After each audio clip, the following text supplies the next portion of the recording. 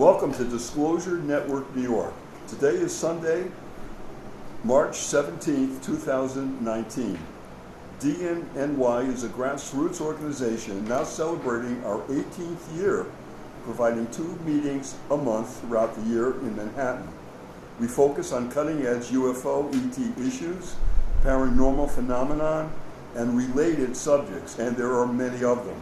Our members do intensive investigative research into these various topics and share that information with the group at our meetings and also to our followers on the internet.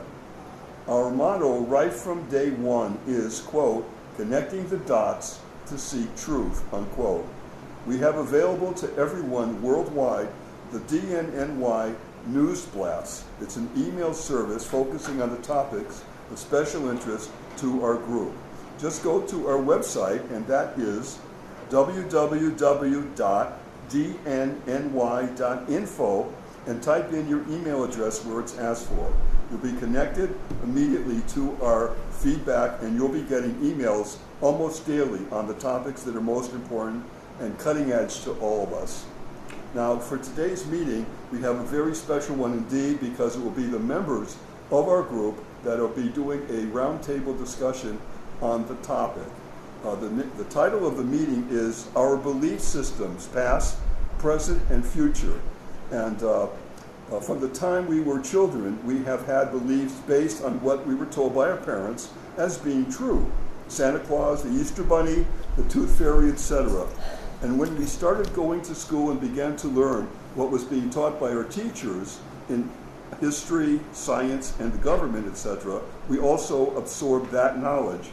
We also listened to the news and learned what was happening in the world and believed what was being told by the newscasters. If we went to a place of worship, we were taught religious concepts, and we were told that that was true. We now have grown up as adults, and our belief systems have now changed over time to some degree. And what was once trusted as truth may no longer be trusted. It's possible. In this special roundtable meeting discussion, we will share our personal perspectives and explore who and what to look for the truth. We have today a wonderful assistant who's going to help with the meetings. C, welcome to the group. Hi. I don't consider myself an assistant, though. I created an entire presentation. I stand corrected. Thanks. And, With I've seen a preview of that. Good. Okay. Go ahead. Can you put the presentation on there? It's on right now. Turn it around. They're not going to see it. I'm going to keep turning the screen. So, guys, what really interested me was the idea of belief systems. I've talked to you guys about it. I think it's really important. And I think it's at the root. I don't think anybody can see it. That's too bad. But here's the first slide. The first slide is I'm a professional media designer and artist and writer. So I'm just putting my skills. I've done this a million times. Not for you guys, but for other places, right? Just pass it around. I'll pass it around. So the first idea is, why do our belief systems matter so much? Why do we completely ignore them? And I'm hoping that we begin a series that's called Belief Systems and Truth Seekers. Many of our belief systems are below the surface, right? We never consider them. We never ask how they got there. You on the second? You on the second one? And we never even imagine that they're kind of placed there, right? So this is really important to me. The idea that we don't know what these things are, and that in fact they're always there and they color all of our opinions, right? Beliefs create.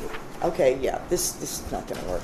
Beliefs create our value structures, and these value structures create all of our opinions and our responses to experience. That's really important, because I don't even know if we know where they come from, right? We don't know where we get these ideas from. And that's really important to me, because we can't, as a UFO group, if we start talking about, like we did last week, like the government, we're going to get people who have been told stuff and never questioned where they got the information from, right? We talked about this. So it's really important that we do. Okay, so what is a belief system, right? By the way, I have a history of working for Marvel Comics, so everything I do, that when I make presentations, like for normal people, or I make them very, very basic and simple. A belief system is a mostly invisible collection of ideas and thoughts that create your point of view. They are totally invisible to you. You do not know where they came from, but we'll talk about that. We have a little worksheet that you can think about that, right? And we all have political,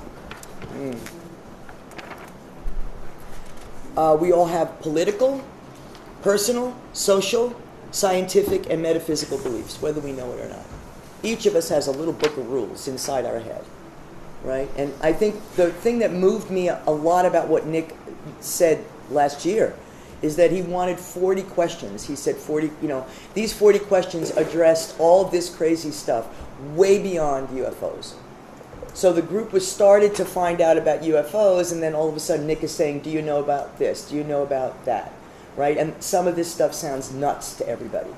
So my point was, do we really know where we get our ideas from in the start with? I don't think we should be arguing with people. What we could do is bring in a list of, these are my inspirations and sources for this particular little piece that I put together.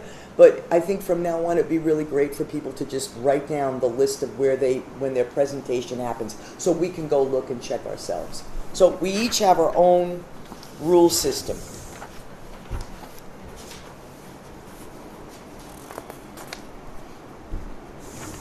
But basically, each one of us feels that our belief system is correct. That's it.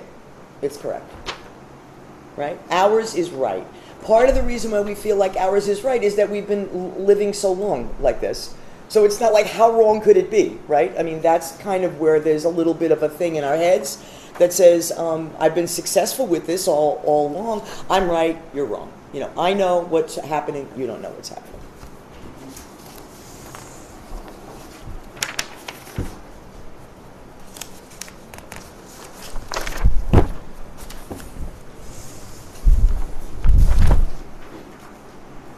I was told a lot of stuff as a kid. I listed a few of them here that I thought of, like stupid stuff, like if you go outside after you wash your hair, you'll get a cold. Right? Right? The world is corrupt. It's just that way. When you ask questions, they would say it's just that way. So what I wrote here was, it's not what you know, it's who you know. Some people have luck, so it doesn't matter how good you are. Those people would never hire Italians. This is stuff my father would say, right? So we could never get those jobs, right? Good people are always poor. Money always corrupts, right? And they would never do that. So as a kid, we all have these things that go on in our heads, right? And you have your own, I'm sure, but I just listed a couple of things that I thought. But how do these belief systems get started? So I wish we had a real presentation. It would be so much easier to talk and to show it. All right. I'm glad I printed these out. I hadn't planned to do that. Everything we know, we learned from positions of authority. Every single thing we know. So it's either our teacher, our mother, our siblings, older, right? Somebody who knew more than we did. And I love this illustration because that's exactly how it feels. It feels like we're always the small, we don't know anything, and there's somebody else that's always telling us. Very dangerous position to be in. Don't forget, it's schoolmates, it's the media, it's all that stuff. Anyone in a position of authority. So that means the scientific, the medical, the government, the religious leaders. All these people tell us and create our belief systems. They create our belief systems. We agree. Not because we're stupid, but we agree. Because we need to, find a way to live. And they say to us, this is bad, don't go here, go here, right?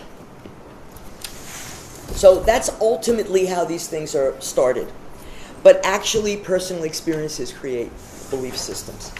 So people in this room have had their beliefs changed dramatically. Everybody in this room. So it's because they had an experience that I didn't have. And then when they tell us the experience, they're obviously not lying. They're shook up. It's weird. And that creates a belief system. What it does first is make the person say, is this right? is this real? But since they had the experience, they know that it was real. When you had all those transcendental, transforming things, nobody could tell you. You were with somebody. She was with her. You would. I mean, what happened? Like that was a real experience that changed everything. So it makes your belief systems happen. Personal experiences change everything for us. So here's a little dialogue. Maybe you started out not believing in something like ghosts, right? Then you had a personal experience. Now you not only believe in ghosts, but you also believe that life outside our 3D experience is real. It must be real because so-and-so had the experience. So now you might feel lonely because your experience isn't we don't all share it with you, right? So that would be one response, and that's why this group has been so great. Because nobody thinks you're crazy. People listen and we go, wow. And Nick is always really generous with that. So since the person themselves had the first-hand experience, their previous belief system is destroyed forever. So that's one way that belief systems happen because we're told. Belief systems happen because, we're living in a world where up is up, down is down. That's it. End of story. And it also happens because you might have a personal experience. And that changes everything. That's hard. Because if one person here says, oh, I had a conversation with, I don't know, I'm trying to think of a really evil guy. There's so many. But I had, I worked for George Soros. He was really nice to me. He gave, well, yeah, it's your personal experience. That might be true. That doesn't change all the paperwork and the documents that doesn't change that, right? But belief systems are bigger than religion or science. We can be told something, maybe you could put that one on here, this one. We can be told something is true scientifically. There's no question that it's true scientifically. We know that. But because we don't see the evidence in 3D, it has no meaning to us. So frequencies are being used now in hospitals to open up blood vessels. This is going to start now. I have a frequency machine at home. It works, right? These things work because we are all based on frequency. Well, I can't see it. How do I know it works? The doctor comes in, gives me a needle, tells me these 12 things. It all looks real, right? That's what I believe in. Right? It's hard to believe in things we can't see. So our belief systems actually are kind of crazy because even if science defies them, we hold on to them. We think, no, that's true, right? For example, we don't need to believe or understand anything about cell phones, right? There's all this complex, this is a very, very simple diagram, right? But it says the principle of microwave transmission and reception, modulation and demodulation to use a cell phone. It works whether we understand it or not. Daniel Brinkley was giving a lecture once and he said that everybody here, Daniel Brinkley, does it ring a bell? Yes. Yeah. He's a wonderful guy who died and came back, and he did Living in the Light or something like that. He was telling people in his talk about this years ago that you don't know how the cell phone works and you don't see any connections, and yet you can be in the basement and you'll get that call. So I'm not even talking about the dangers of cell phones. I'm not even going there, right? I'm just saying we don't know how they work, you don't know how they work, but they work, and we believe that. There's no question that isn't correct, right? So ultimately, we can't really see the truth of what's going on because we unknowingly hold our own truths in our head. That's all. That's what the point of this discussion is, to start thinking about what those things are. Like, are they something like the government is always right, or are they Republicans are assholes, or are they? Those beliefs are somehow behind here. So if someone showed you proof of something else, you just would naturally respond from that point of view, and you'd be like, "That's not true." That's not true. But even though you would have no proof to say that, you'd still feel that way very strongly. So if we unknowingly hold on to belief systems put in place by someone else, these invisible beliefs will always stand in the way and not make us understand something. So I love this picture because she can see out clearly, but she's clearly in a jar. Mm-hmm. So it's like, okay, it doesn't mean your belief system's wrong. It just means that it's somebody else's beliefs. Does people know who Bashar is here? You've heard of Bashar? Yeah. He's this channel. You know who he is. He's an interdimensional guy, right? He says that stop stealing other people's beliefs. So he's always talking to his group and saying, you don't be a belief thief. That's what he calls it. Don't be a belief thief. Take somebody else's belief. And I see it in my own life. Like you have a negative idea about something, and then it's like, how'd that get there? I put it there. I didn't realize I put it there.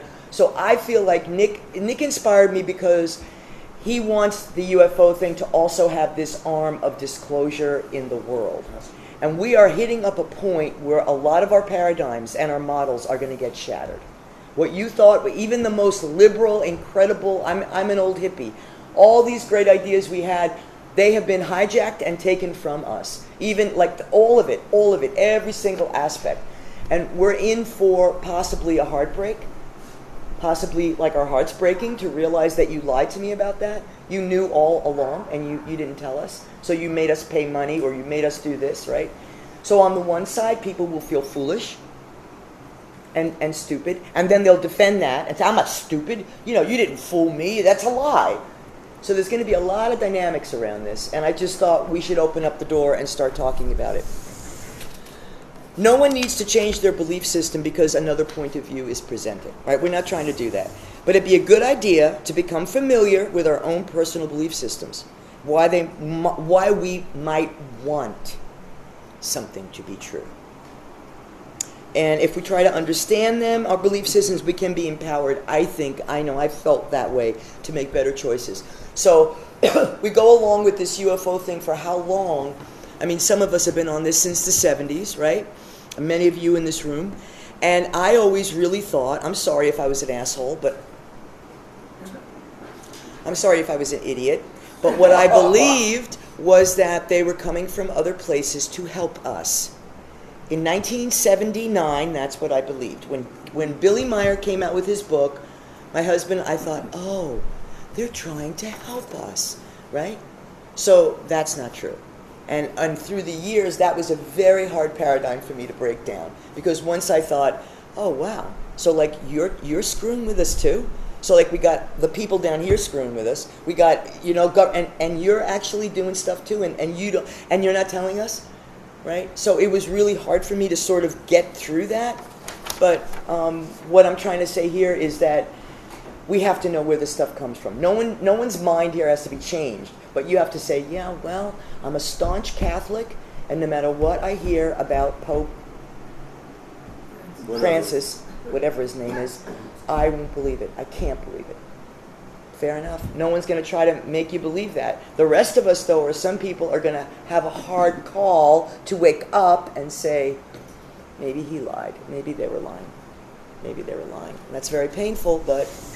And then finally, this was Nick's passage that I want to read that he put in the presentation. We've all been at one time or another in the position when something that we totally believed in and accepted as true, we found out to be untrue and a lie. Yes, it's indeed quite a shock on many levels. Then we have to rethink what the revealed truth is, recover and rethink it through, and then move forward. And then Nick is saying all the time, which I agree, life is too short. As it is. And we don't have the time for lies and untruths in our lives. We're all truth seekers, and we all have to be very brave to emotionally accept new and truthful information on any subject, basically, that we thought we knew, but we're deeply misinformed. So what I have here is a little workbook that I made for you. So what it gives you is, I'd like people to actually go through it and just maybe talk about what's in here. It's a little booklet that says stuff I used to believe in, and there's some space to write. What influences my beliefs, which is on, not for us, this is for you. If you don't want to do it, don't do it, it's fine. You could use it for notes. And then I also thought you could write on the inside. So, these are the sources. Does anybody need a pen or pencil? These are the sources and the... What's your name? So take one of each.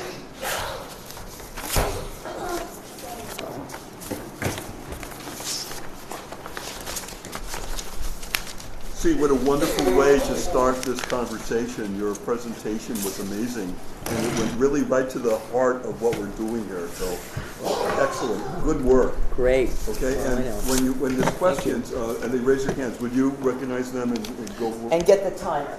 Oh, the timer. Well, that way everybody gets 5, Everybody and we get come one? back to you if you want to talk. So I guess what I'm saying is maybe look at the sheet, see if you want to talk about the Pass them down, guys. anything on the sheet. The booklets, pass them down, and start in, please. Let's share that if you have. That I used to believe that the new cell phone that's coming out, Samsung is putting out, that it could be great, faster service. I thought it was being improved technology, which is not. It's a different ball game. All right. It's not an improvement in the technology. It's a totally what's going on is a totally different frequency that is microwave frequency, 20 times the amount that we have now. The insurance company will not cover you if you get ill from that because they excluded that. But they knew way back that this was harmful, and it's being controlled by AI. So they're going to have the powers that be will now have better control of our life because they're going to put these meters all over. It's not going to stop. You know, it's not going to stop. They're going to put it out. All right. So it's scary, you know. But there are things you could do. But I'm just saying that's you know. Not good. Thank you. Okay. All right, guys.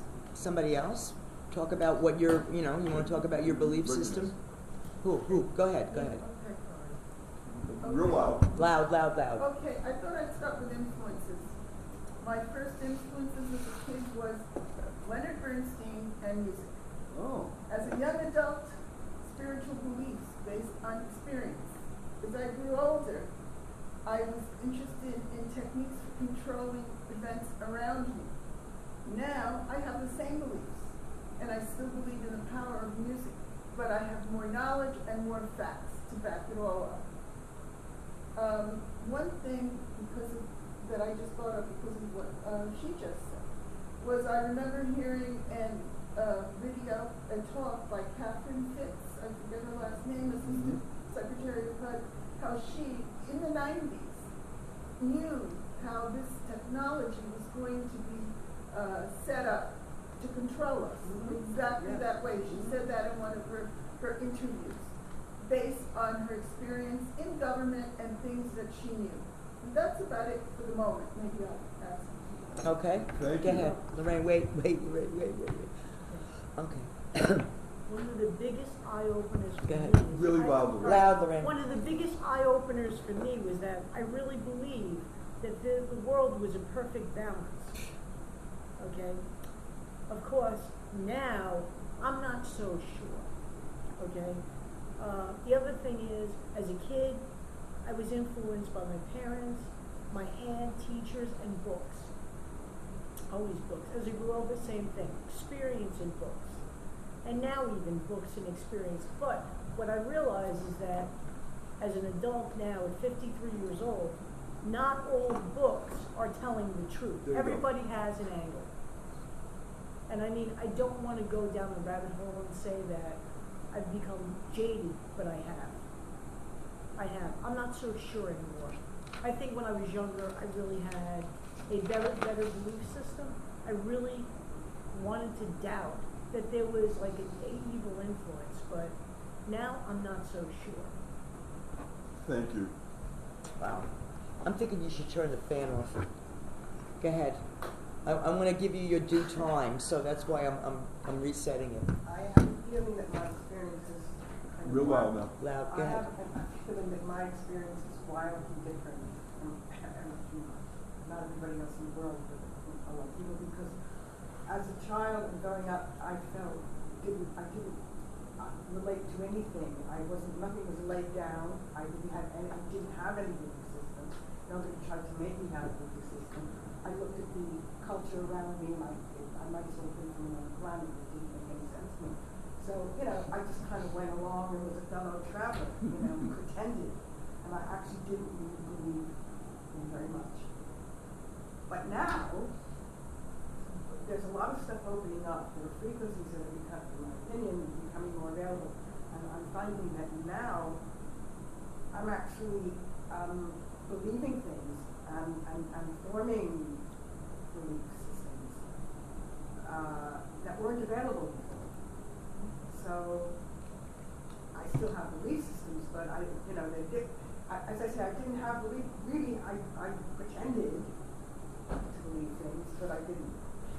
All right, can I ask you a question? Yeah. Did you think when you were a kid, did you think that teachers were right? No, Oh, okay. I was very. And your parents, you and I didn't was think they were punishable. right? My parents, I thought, I gotta get out of here. Okay. This is like I was punished many times in grade school for, saying, no, you're wrong. And that's how I was. I wasn't rebellious in the sense of, hitting people in the head and that kind of stuff. But I just don't know anything. Good? Thank you so much. Somebody? Go ahead. Yeah, wait. So Really loud now. Yeah, sure. loud. So when I was little, I was raised Catholic, so I believed in a lot of things that were taught to me, etc. But I also had my own experiences when I was little that were beyond like the realm of the 3D. So when I was probably about 11, I got my first like experience of displacement, where I realized like the Catholic Church wasn't like the best thing for me, and was not like I became friends with the Jehovah's Witness, and the Jehovah's Witness are awesome about saying like this is what Catholics believe, this is what the Bible says, this is what Catholic like, so completely like deprogrammed me from all the Catholic beliefs. And then I looked at the Jehovah's Witness stuff and I'm like, yeah, but I don't believe this either.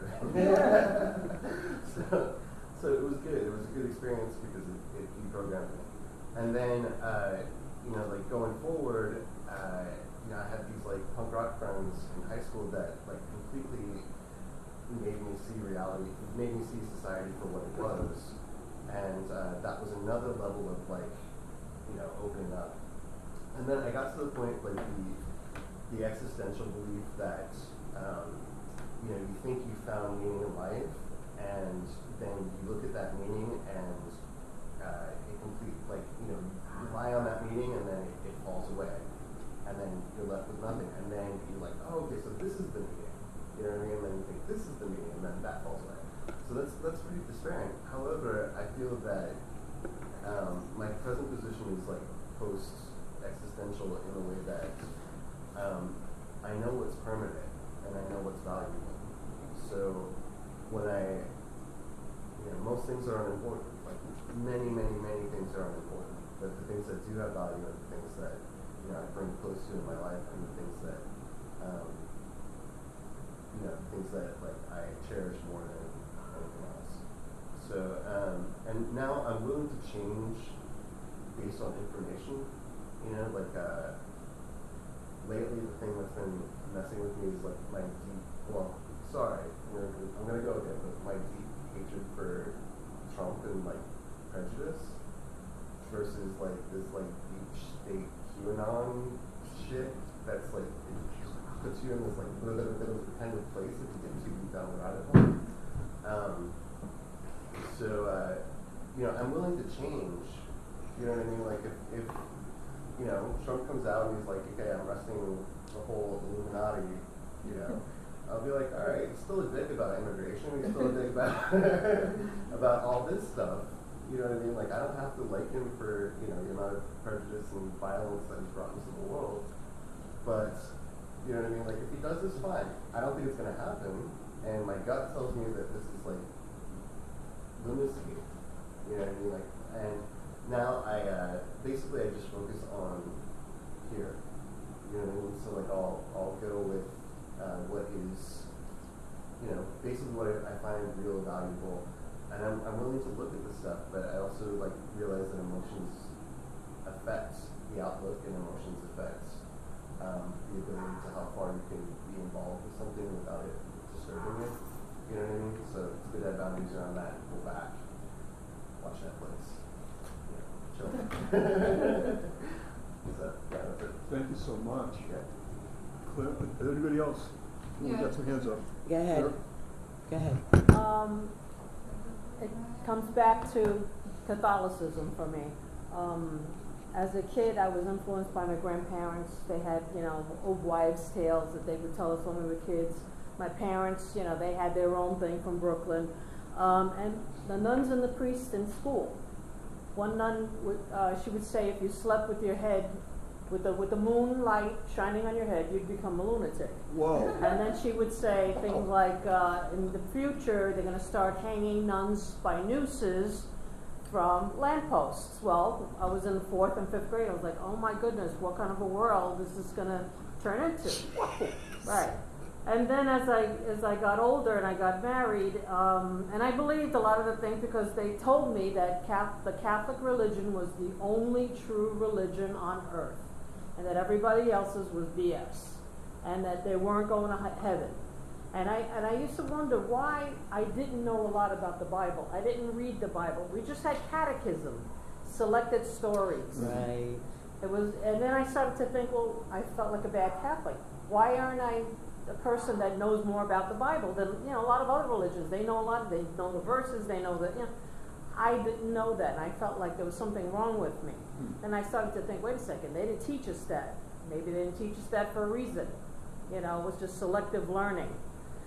And as I grew older, I got married, and there were things that happened where like my husband's family, for example, his father, he was in the Spanish Civil War, and one of the stories that he was told when he was a kid was that his father hated priests, nuns, and the Catholic religion.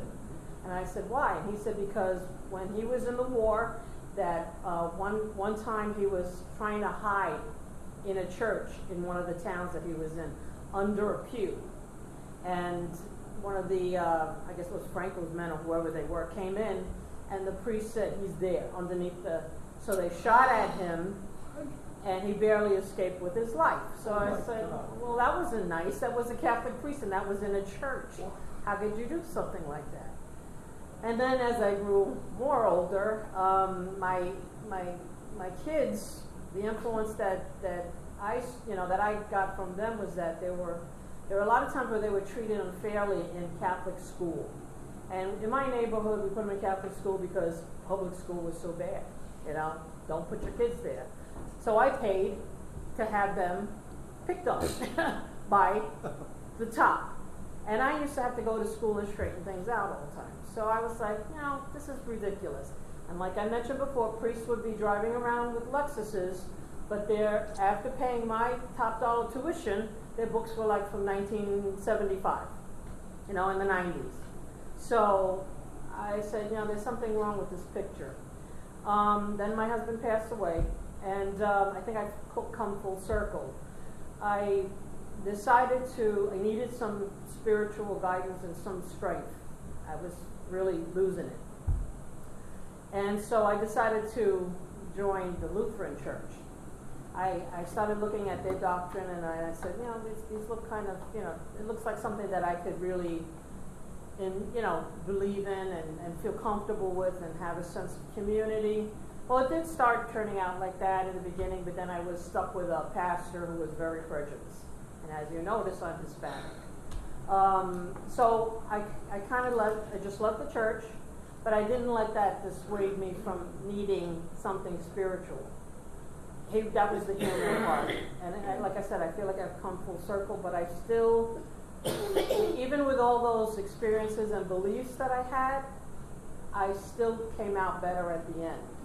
That's the way I feel. Oh, thank you so much. Great. Okay, wait a minute. Give me a minute. Got another hand up? Yep, go ahead. Yes, you next.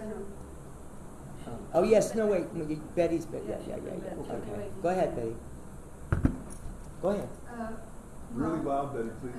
As a kid, you Wow, have to please, do Betty. exactly what the teacher wants you to do, and nothing more.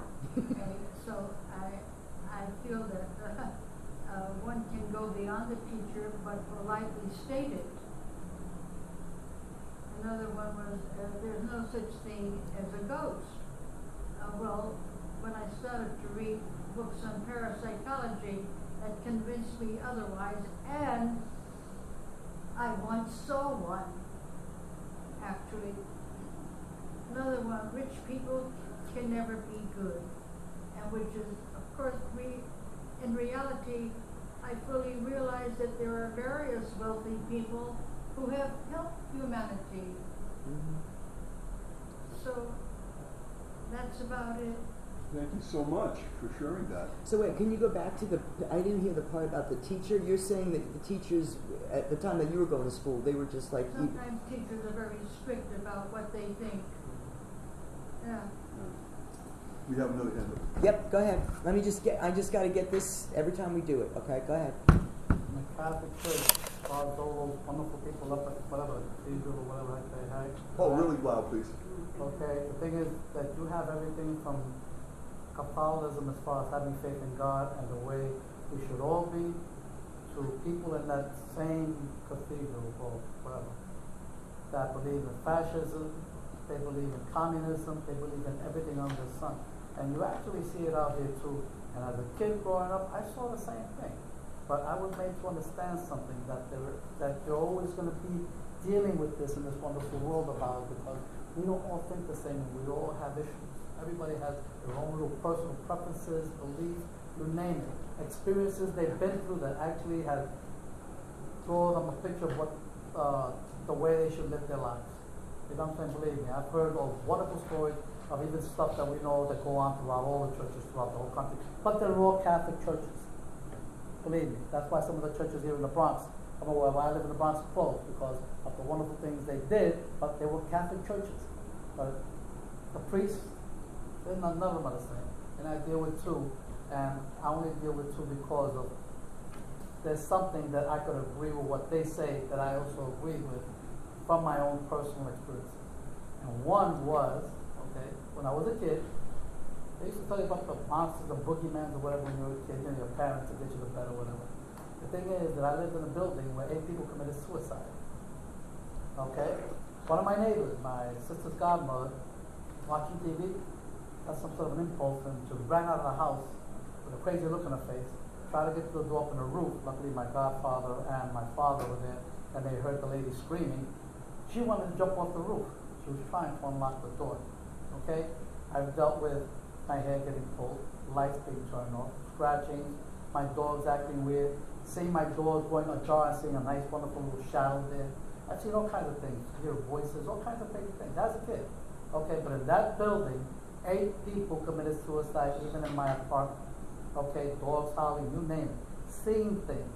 And even when I moved someplace else, I began to deal with certain things, and then I had an idea where that was coming from in the second place that I moved to. Today, because of my level of awareness, I don't, because I have a very ugly attitude towards certain things, and believe me, unless you know, there are certain things you have to leave alone, but also you have to both respect both me as a human being towards what I don't know, and what I don't know also have respect. Okay, but I've dealt with a lot of things as a kid, which is what I've told Nick before about how I've concluded a lot of things in my life through personal experiences, and I even went, but I don't even know I should say, through a near-death experience, and I've never forgotten what I went through, and something that I sensed. I'm not the only one. I got a friend who I socialized with him a lot. He had his throat cut. Okay? And you'd be surprised at the things we haven't forgotten. So there's 2 people who actually saw certain things, very similar things, and found out something before we crossed. Okay? So, Oh, thank you very much. We Go have ahead. 2 more hands up. Yeah, go ahead. Okay. I didn't realize that what was going to be the topic today, but I brought this quote with me, and by sheer luck, I think that it really addresses exactly what we're talking about here today, and it's also rather amusing, you know, so I think that I'll fit in the 5 minutes if I read this. It's only 1 page. Okay. Several centuries ago, the Pope decreed that all the Jews had to convert to Catholicism or leave Italy. There was a huge outcry from the Jewish community, so the Pope offered a deal. He would hold a religious debate with the leader of the Jewish community. If the Jews won, they could stay in Italy. If the Pope won, they'd have to convert or leave. The Jewish people met and picked an aged and wise rabbi to represent them in the debate. However, as the rabbi spoke no Italian and the Pope spoke no Yiddish, both sides agreed that it would be a silent debate. You look like you know this one. Okay. On the chosen day, the Pope and Rabbi sat opposite each other. The Pope raised his hand and showed 3 fingers. The Rabbi looked back and raised 1 finger and shook it at the Pope. Next, the Pope waved his finger all around his head. The rabbi pointed to the ground where he sat. The Pope brought out a communion wafer and a chalice of wine. The rabbi pulled out an apple. With that, the Pope stood up and declared himself beaten and said that the rabbi was too clever. The Jews could stay in Italy. Later, the cardinals met with the Pope and asked him what had happened. The Pope said, "First I held up 3 fingers to represent the Trinity." He responded by holding up a single finger and shaking it to me to remind me that there is still only one God common to both our beliefs. Then I waved my finger around my head to show him that God is all around us. He responded by pointing to the ground to show that God is also right here with us. I pulled out the wine and wafer to show that God absolves us of all our sins. He pulled out an apple to remind me of the original sin. He beat me on every move, and I could not continue. Meanwhile, the Jewish community gathered to ask the rabbi how he'd won. "I haven't a clue," the rabbi said. "First he told me that we had 3 days to get out of Italy, and I shook my finger saying no. Then he tells me that the whole country has to be cleared of Jews, and I told him we're staying right here. And then what?" said a woman. "Who knows?" said the rabbi. "He took out his lunch, so I took out mine." Bravo! Oh, man. Oh, Tom. Fantastic. Perfect. Can I go? Yeah, go ahead. Just a couple of things I wanted to share, if I may, before we get on to the other part of this. It's important to me to trust what resonates to you. What resonates to you is truth. I don't care what everybody else, the news may be saying this, your best friend may be saying this, your wife or husband or lover may be saying this, but if it's not resonating to you for some reason, listen to that, okay? And keep going. A couple of examples. When I first saw my first UFO, it wasn't a plane, it wasn't swamp gas, it was a UFO. Changed my life. It was, okay, this is real. Another time, a mind-changing thing was growing up when I was a teenager, felt very strongly about some of my buddies. And eventually the word came that I was gay. But at the time, I didn't know what gay was or straight. I just knew that I had feelings.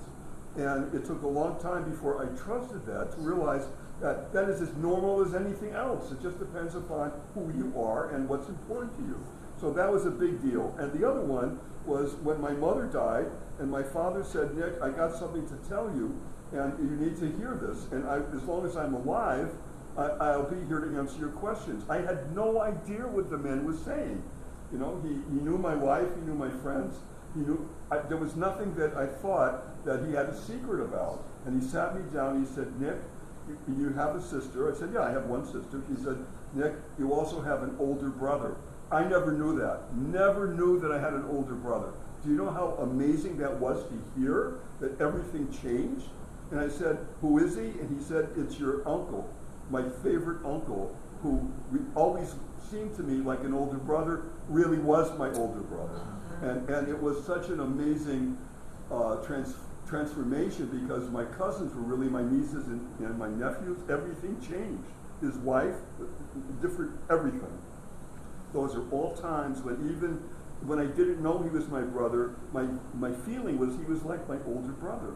So there was something going on there. And there's a lot of other things too, but my whole point is that trust your inner guts, because chances are it's right or you're on the right track. That's what I have. Thank you. I guess I want to just go back for one thing, really. We completely absorb the media that's around us. And some of us here know that there are frequencies that are brought through that media.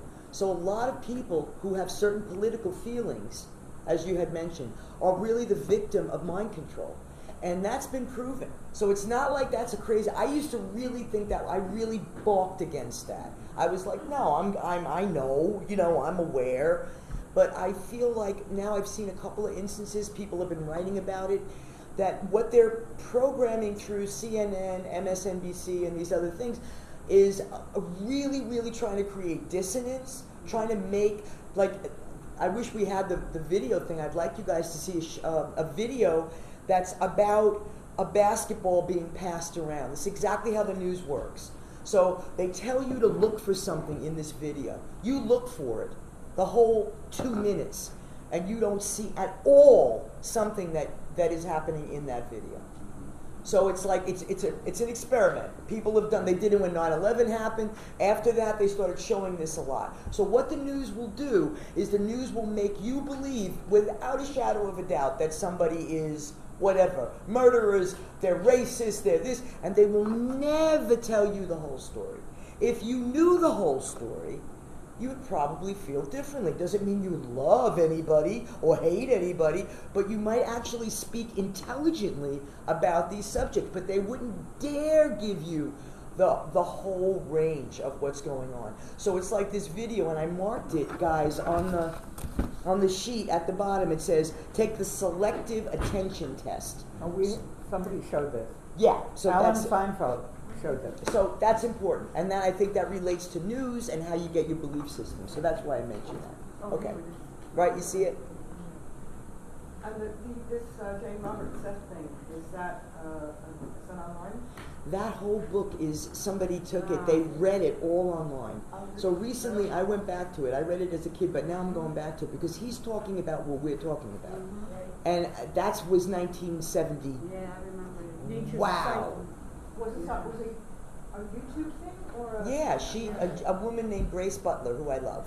What was it, which piece is that? It's this one, the nature, Seth, where's my Seth book? Yeah, the nature of the individual in mass events. And I want to say to Jane Roberts Seth.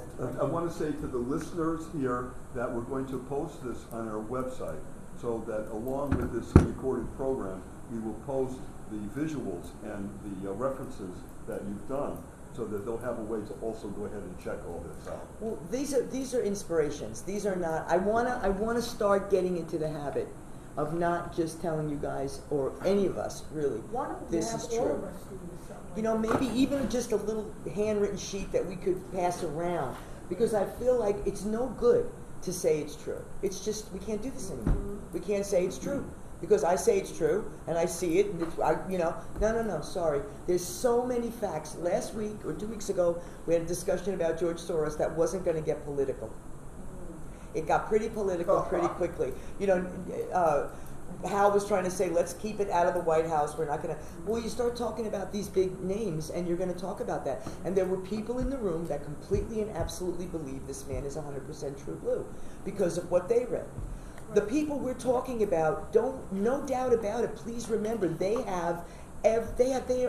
control the stories. So please stop being silly and saying, it's something else. Go ahead.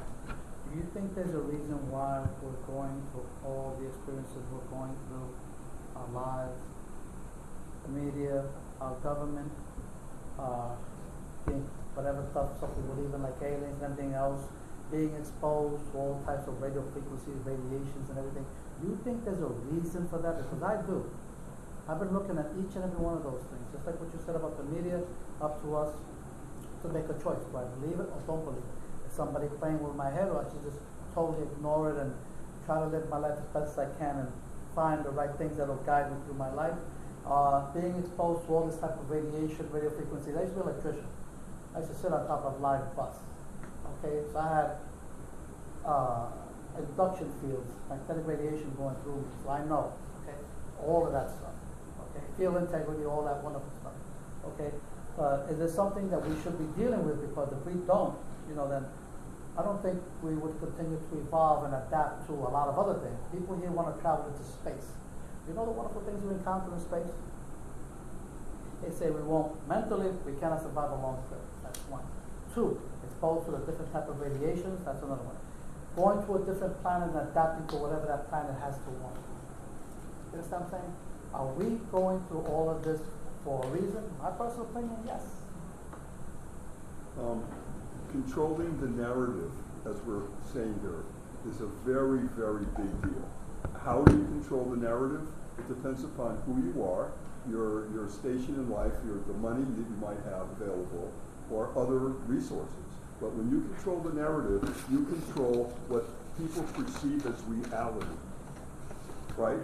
So that what you're saying about the news, when they're saying this is what happened and they're showing you this, it could be done in a lab with images, and we all know that you can't believe now what you see because they can put images in there, all kinds of special effects, and if you're just going by what you're seeing, you can be led in a lot of bad ways here that is totally false. We all know that's true.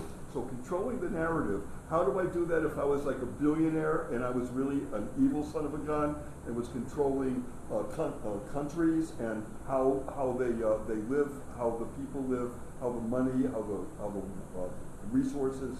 Well, you can do that a number of ways. You can hire people that are very good at creating fiction that will be perceived as truth. So you can do a family history. You can do, oh, they were so good in the war, they helped the soldiers, but really they made billions of dollars by controlling a company that produced war equipment and sold it to the enemy. And then we know some of these families, and then now they're supposed to be heroes, or they might be the presidents, past, present, and future, when they really did an awful lot to hurt the country because money is where they are, and whatever is going to be beneficial to them. Peace is bad business. Think of that. Peace is bad business. I have a lot of people, dear friends, in the peace movement. And God bless them for being there and trying to do what they can. But if you're controlling a company that produces bombs, tanks, and all that goes with it, planes of all kinds, drones that can kill, then good business is to have a war that you can supply, and not only your country, but the enemy too. And there's a lot of companies that do that. So controlling the narrative, you can look like the best person, the best family in the world, and yet exactly the opposite is true. So I just wanted to say, controlling the narrative is everything, and that's what we have to watch for. Because they do that all the time, and they're really good at it. Really good. Just in view of that, I was doing a little research on something I know is true, something I found newspaper articles, but yet, years later, I came across people writing about how false it was. Even though it was true, everyone accepted it as true. Later on, there's also attempts to change history. It's becoming easier and easier to see now because we have the Photoshop. For UFO pictures, a lot of researchers prefer the pictures of the 50s before there was Photoshop, because now you take a picture and they start to alter, and they've even tried to alter pictures from the past, but you have the originals, so you have to keep in mind and perhaps keep a file for yourself of what you actually see. And it's better in print, because online I've seen things, people change. I was looking for something that Maureen Dowd wrote that I saw. I read it online, I read it in the paper, but when I went back looking for it, it was changed. Oh boy. What? Who changed Yeah. it? That I don't know. Sometimes you have to look at the name of the. Well, it was on the New York Times website. Well, So somebody from the New York Times changed the name of the article. It was called The King of Scandinavia. And it was about President Obama. When I went to it the last time, I should have to print it out. It had a slightly different name, and it wasn't really about President Obama. You know, it reminds me, okay, when I was going to school, I did a research paper on McDonald's, okay? And, okay, in the article, I showed how the owner, okay, was a Satanist. On the Dick Cavett show, in, I think it was 1979, okay, March of 1979, the person who owned McDonald's said on national TV, and I could show when we're done with this, that he was a Satanist. Okay? Now, years later, that stuck in my mind, and I said to myself, how could he have said that on national TV? And years later, I investigated it, and he was involved in, like, child trafficking. He was involved with all these things. And you know, this is when I had the conversation with you years later, and I said, McDonald's and Burger King, they found human flesh in their products. Now, I didn't want to believe that. I really, I said, people are not going to accept this, and I'm gonna look like a real nut job. And when I did this in school, that's exactly what happened. They said to me, Rain, where did you get this from? And I had everything. I mean, I went everything step by step by step by step. And my teacher said, didn't know what to say to me. And you know, I didn't want to believe it. And that's what I'm saying. Sometimes you gotta go with your heart. My heart told me it doesn't seem right. Okay? I saw it, I watched it, and I could not believe it. And then I had to say to myself, okay, you know, this can't be. And like I said, I did the research. I looked into, you know, where he came from, the Midwest, and all these things. And all the things that I surmised were true. And there were articles out there proving that he was, in fact, a Satanist. Yeah. Can I ask you a question? Yeah. Wasn't it at that time not as bad to be a Satanist? It was a kind of alternative, weird religion in the 70s and the 80s. Now See, we know for me, more. it never was. For me, I'll tell you, I had, well, I say it was mixed. When I finished doing this research, and this was 1983, okay? It was in high school. 1984, I went to school, in college. I actually bought the book Satan and Satanic Verses by Morgan Le Fay. And do you know, it was from that point on, I never brought it to my house. I bought it, I threw it in the sewer. I didn't like the way I felt with that book in my hand. Okay? I just didn't, and you know, I swore to myself from that point on, and I'm not just making it up. I collect angels, okay, angel statues. From that point on, I promised myself I would not want people, places, or things in my house that I felt were evil or satanic or just got a bad vibe from. Really, it was at that point. And I said to myself, I can't prove it, I can't change it, I can prove it, but I can't change a person's mind. For me, this rings true. Here's the thing about that also, by saying that you are a Satanist and also publicly stating a plan you're going to do, that is part of the whole process His name of is saying, Croc. we've warned them, Oh, yeah. we have told them what we're going to do, and they've done nothing about it, nothing. Because if you do nothing, they, according to that religion, they feel as though you've given permission for me as a Satanist to do my evil ways. And can I say something? And that, when he said that on public TV, I guarantee you there was more in back of that. Right. And can I say something? The Hempstead, okay, they mention, and that's what I'm saying, as a person, it's not about trying to prove anything, it's about connecting the dots, okay? That stuck in my mind, and I did connect the dots, and you know what? Francis Croc, okay, during that interview, mentioned McDonald's, Burger King, and they also mentioned, okay, the whole thing about child trafficking. Oh. That never left my mind. And you know, years later, I read and look at the Hempstead, and they talk about the Burger King.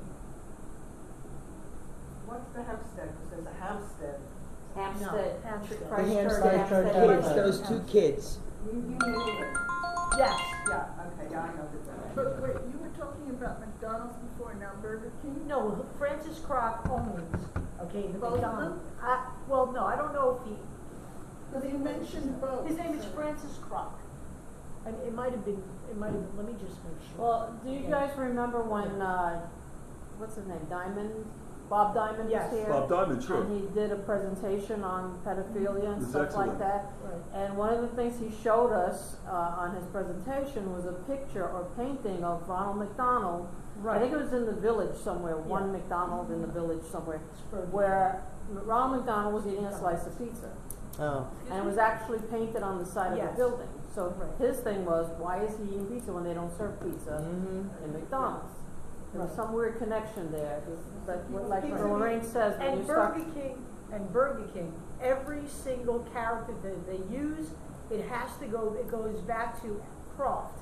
Croft was, remember H.R. Pufnstuf? H.R. Pufnstuf was sued for using the Croft characters. okay? They were sued by McDonald's for that very reason, okay? They were all criminals. I thought the guy's name was Ray Kroc, though. Yeah, K-R-O-K. yeah. It might have been And Ray, it yeah, is Ray Kroc, and I'm he was sorry. not the owner, right? But go ahead. I don't want to take time. Go ahead. Okay, one quick question. One of the things you mentioned was research, and one of the things you mentioned was first-hand experience. I practiced Wicca for numerous years and still practice part of it. We never rolled around naked in the snow. I still don't know what a baby tastes like. I have never brought down lightning. I have never done a lot of things like that. Do you have horns on your head by any chance? No, that's from Judaism. Oh. But that's a whole other issue. How many of you have studied Satanism? Practiced Me. Satanism? I have. You practice I it? was the only person in New Jersey that had a class in parapsychology. That's not what I In asked. That's right, that was one of our curriculums. Yes, I did. Oh. Because so much of what I've heard here and other meetings, I've heard, I know, I read a book. That's all, I'm not saying it's wrong, but a lot of what I'm hearing is secondhand knowledge, which is causing my belief system. And I'm not promoting this stuff, please. But one of the things on your slide was, I am getting my belief system from somebody in authority who said. Where is your... Well, we also talked about experience, though, being that. Yeah. But let them go, because I have a really a big point to make about Okay. that. But go ahead. Yes, go ahead. Okay, Oh, you're talking about make it first-hand quick. experience? Okay, I did or said something wrong when I was a child. And you want to talk about first-hand experience, when I went to sleep, what I dealt with, or what I encountered, and how I snapped, my grandmother went to me and tried to snap me out of it? Yeah, there are certain things, there are certain doors you could open even with your mouth and not know that you did it. I'm a child, I was a kid, maybe 10 years old, 11 years old, okay? But I did, because I got mad for some reason, and you'd be surprised of what I dealt with and never have forgotten, and I will never do again. That was a first-hand experience. I didn't read no book or nothing.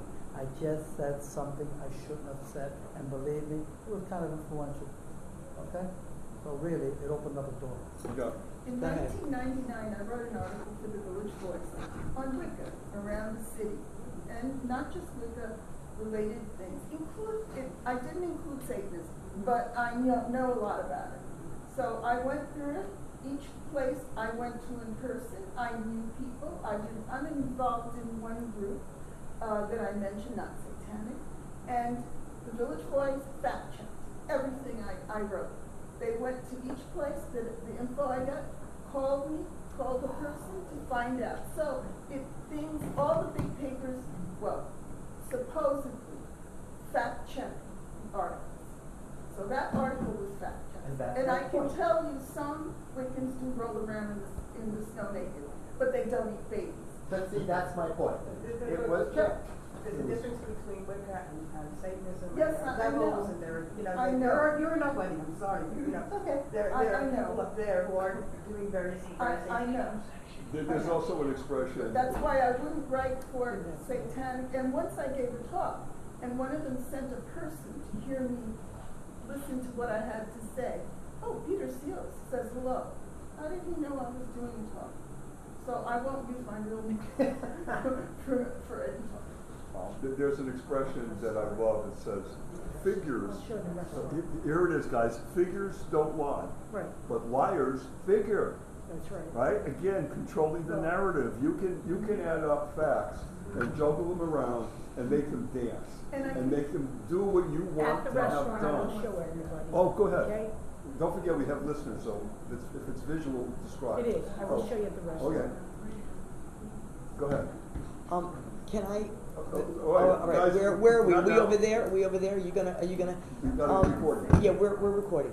The difference between Satanism, Wiccan religion, I am extensively experienced in that religion. Actually, I don't have it anymore, but yes, I can do many practices, right? So this is not what we're talking about.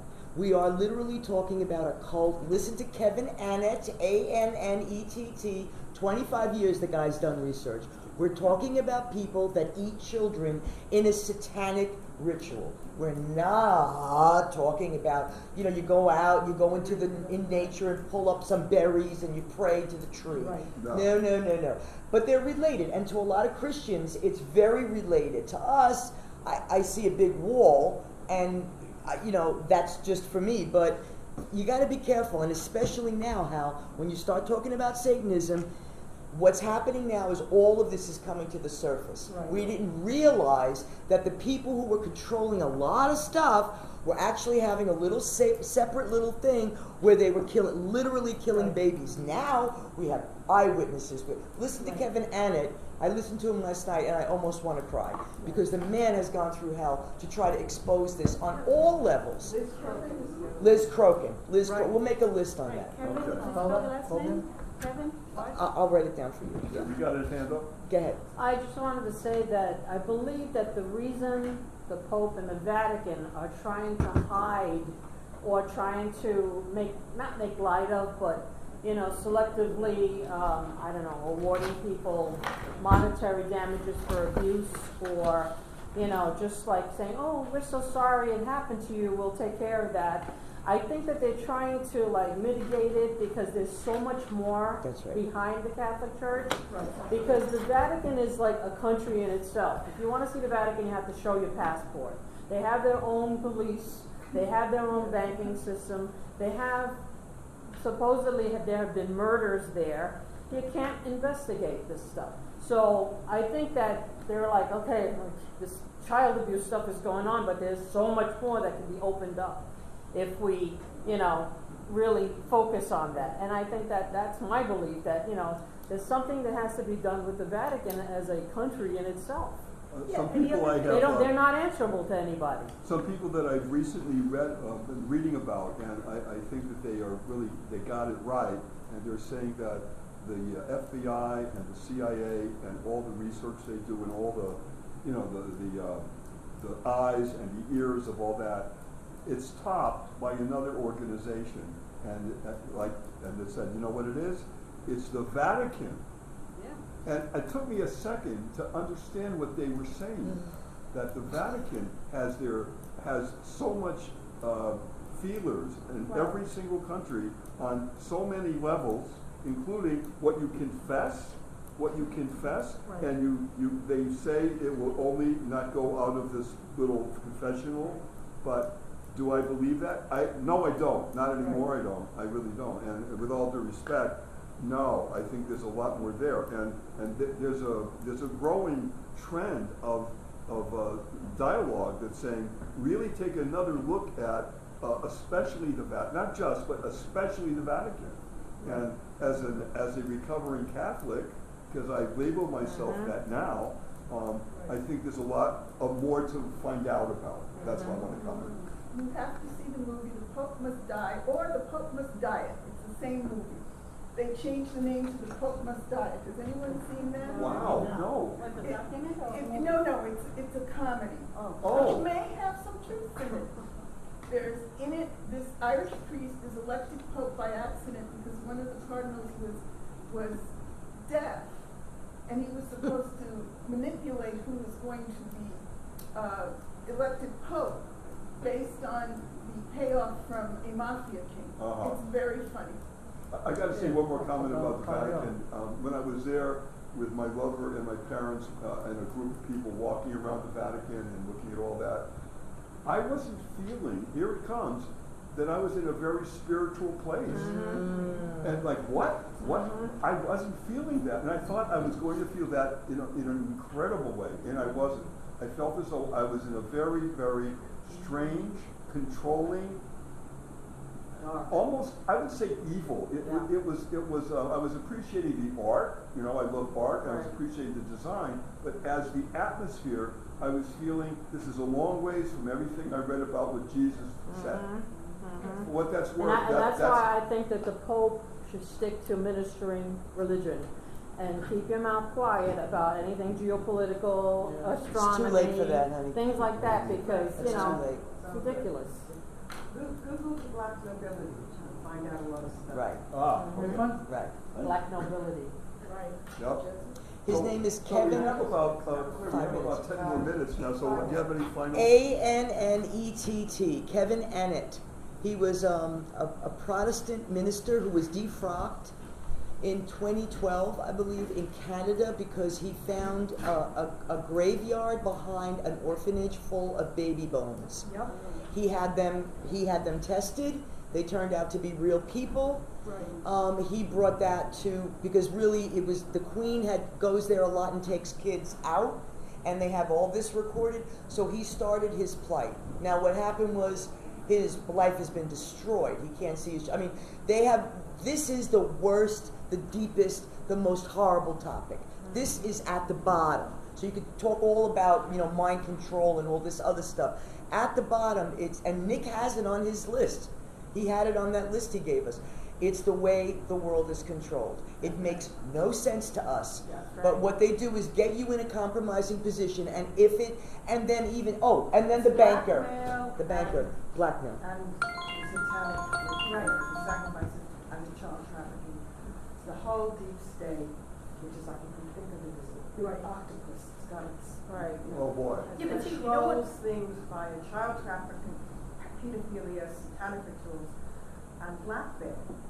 And it's Yes. everywhere. Everywhere. But see, Everywhere. you know what it is too, though? But see, it's a double whammy. What you're saying is, I believe absolutely. But see, more than that, okay? Most of us in this room, if I were to go around and they say, how many people in here have been sexually abused? Okay? Take it outside. I guarantee you, 8 out of every 10 women have had a situation where they've either been sexually abused, touched, or inappropriately spoken to. Okay? I Even failed at auditioning for choir, and Oh, I'm no. so happy that I did, Oh. because the other girls in the class, they made it, okay? And Father Sinet was very hands-on. Every time he took them from place to place, he would always help them into the van. See, Oh, the point boy. that I'm saying is, most people have post-traumatic stress.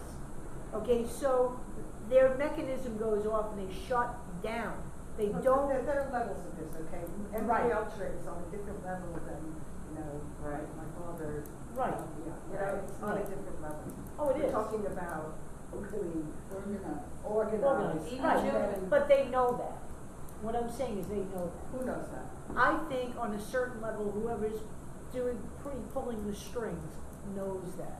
Well, of course they know it, that's why they use it. But that's why they use that mechanism. They know, like for example, handles. I believe most people who are like serial killers and stuff, they were weaned to do that. And I know that's hard to like even digest, but I do believe that. And then it's a huge thing, and it's got its fingers in every pie you can imagine. So, you can kind of skirt around it and say, chemtrails, this, that, all which are important. You ready? But this is what's running. Yeah, you. I don't know if You it was was just from saying the movie that you mentioned, Apuli, about the Pope must die, but there's a line in a movie that Woody Harrelson says, if Jesus were to come down to earth today, he would torch the Vatican. Yeah. Mm-hmm. No, it's not from that movie. I The movie is European.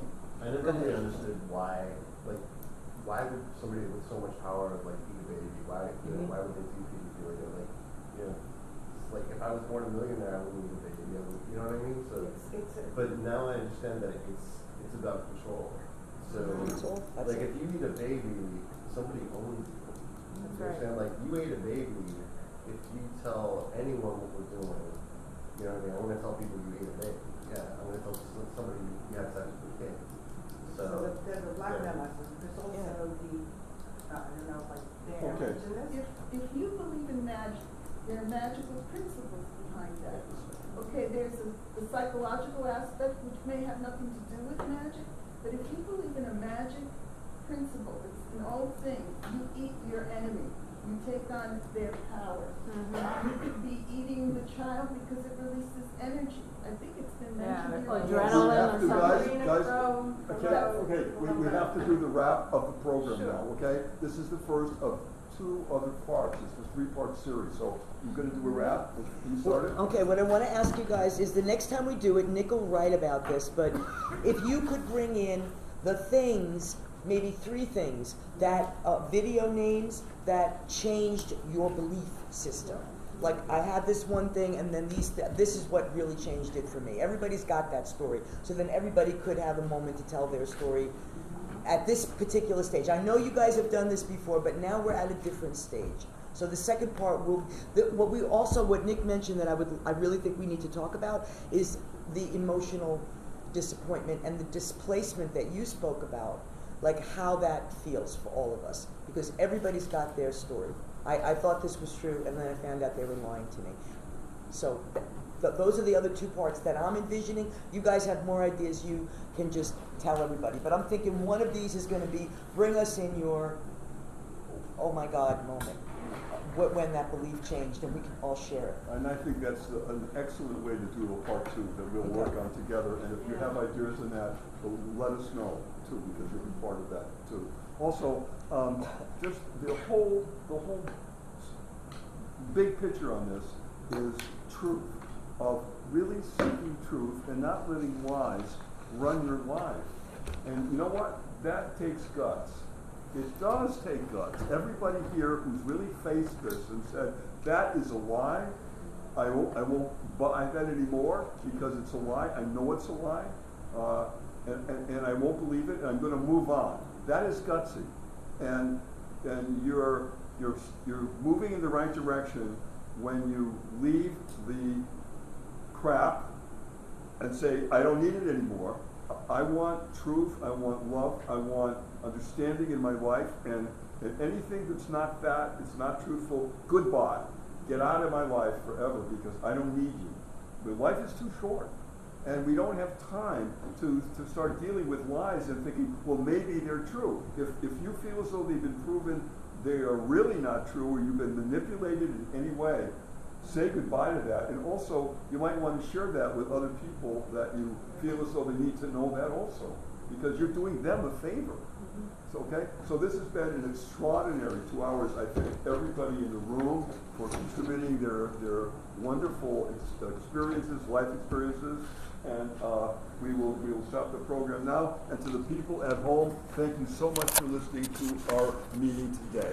Take care. Much love to all.